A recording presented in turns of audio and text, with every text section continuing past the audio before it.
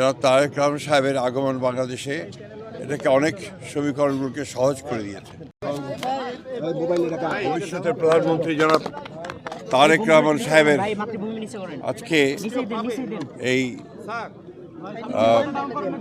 জুলাই যুদ্ধের অন্যতম সেনানী উসমান হাদির কবর জিয়ারত করতে আসবেন।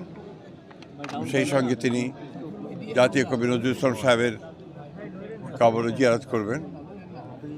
এটা নিঃসন্দেহে তার যে রাজনৈতিক প্রজ্ঞা, সেই প্রজ্ঞারই পরিচায়ক।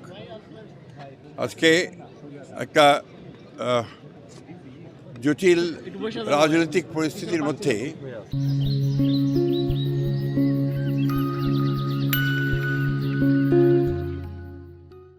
যারা তারেক রহমান সাহেবের আগমন বাংলাদেশে এটাকে অনেক সমীকরণগুলোকে সহজ করে দিয়েছে এবং আজকে বাংলাদেশের জাতীয়তাবাদের যে রাজনীতি, সেই রাজনীতি দর্শনকে সামনে চলে এসেছে।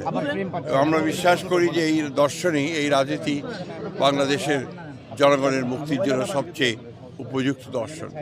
এবং জনাব তারেক রহমান সাহেবের যে জনপ্রিয়তা এখন তুঙ্গে উঠেছে, আমরা বিশ্বাস করি যে এই জনপ্রিয়তার মধ্য দিয়ে এবং তার যে নতুন যে চিন্তা ভাবনাগুলো, বাংলাদেশের জন্য তার যে নতুন পরিকল্পনা, সেই পরিকল্পনা বাংলাদেশে একটা নতুন দিগন্তের সূচনা করবে।